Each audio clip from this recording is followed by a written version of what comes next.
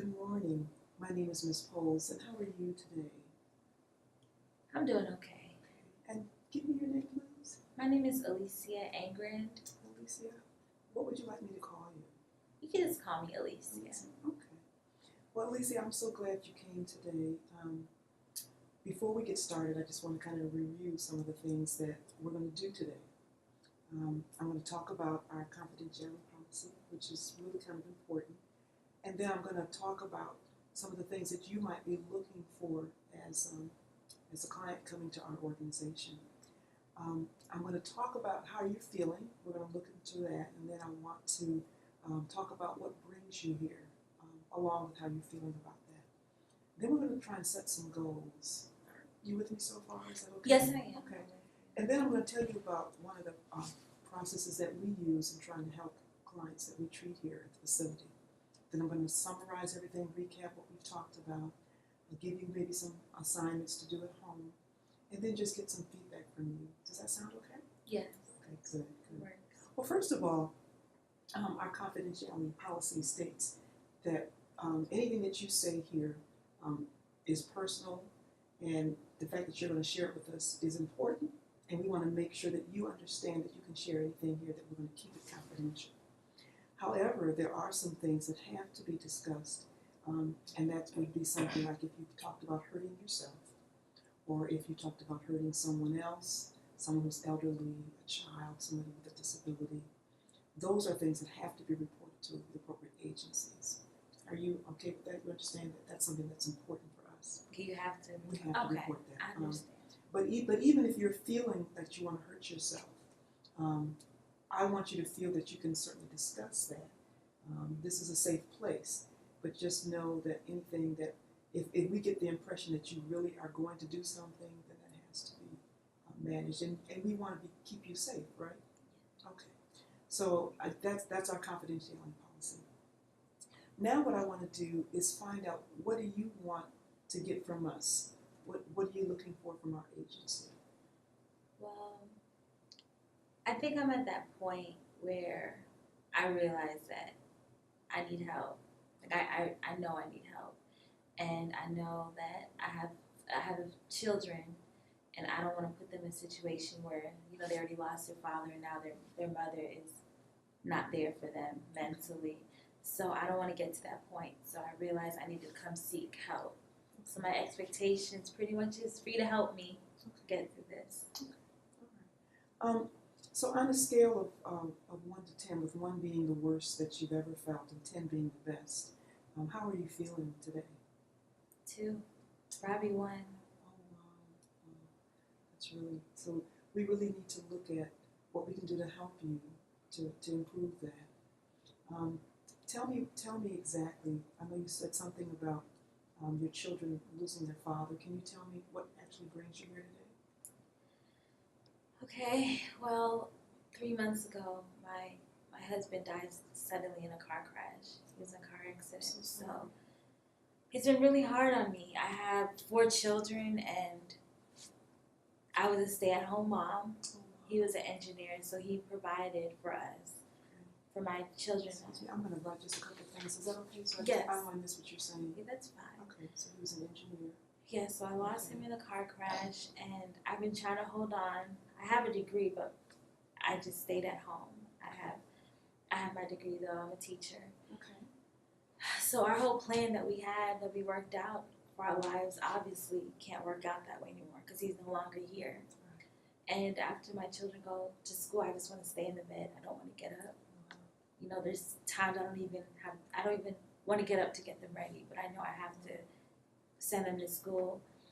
So it's just, I'm in the bed most of the time. I don't want to get out. I put my alarm on so I can get up at 2 o'clock to get ready to go pick up the kids, but I'm usually just sleeping because it's just hard. And how old are your children? One is 12, Okay. one is 10, Okay. one is 6, and one is 2. Well, of the things that you talked about, and let me just kind of see if I can restate what I think I'm hearing. You lost your husband about 3 months ago, and I'm so sorry for that. I know that must really be hard for you right now. but he died suddenly in a car crash, and you've got 4 children, one that's 12, 10, 6, and 2, and you're having a difficult time managing this grief process. And sometimes you don't want to get out of the bed, and it's just really hard to keep yourself motivated to do what you need to do. Does that pretty much summarize? That's exactly what it is. Okay. So now, we have a process called CBT, Clinical Behavioral Theory. And what CBT says is that sometimes our situations create thoughts in our heads. All of us have a core belief, a way that the way that we're raised, or things that we think are that's just how they are. And those things impact our feelings and our thoughts. And when our feelings and thoughts are a certain way, we end up behaving a certain way. And so what we want to do is kind of help you change the way that you're thinking so that your actions and feelings can be different. Does that make sense? Yeah, that makes sense. Okay. So even though the situation with your husband is certainly very tragic, the depression that you're going through is something that we're hoping we can help you to change based on your focus or your thought process about your situation currently. Is that something that you think we can do together? I hope so. I really hope so. So you mentioned a couple of things. You mentioned that you're having a difficult time getting out of bed, that you're having a difficult time focusing on your children and doing what you need to do, and that you're you're dealing with a lot of grief. Of all of those things, which of those things is the most prevalent right now for you? Which stands out the most?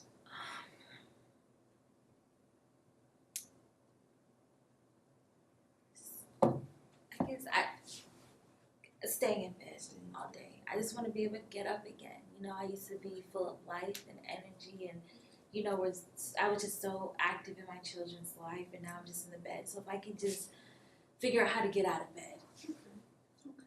So why don't we make that our primary goal?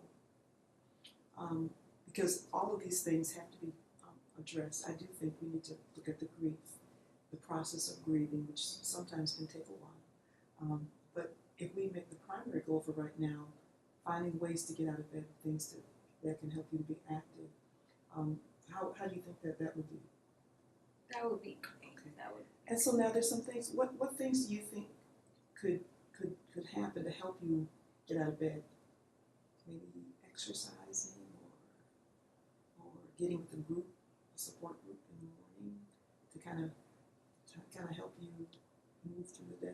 What do you think? I honestly don't think I'm ready for support group Okay. yet. But the exercise sounds good because that'll help me. Okay. That'll help me as far as not staying in the bed. Okay.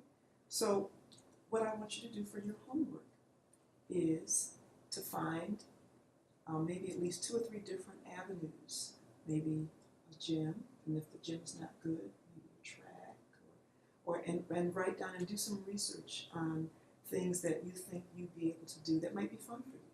Maybe swimming, maybe biking, riding bikes or something like that. Can you do that? Yeah. Okay. So I want to summarize what we've done today.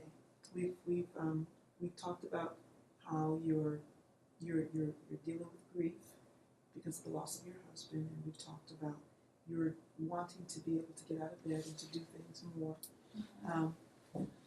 And you're going to begin to look at things that you can do to help you exercise and become more involved.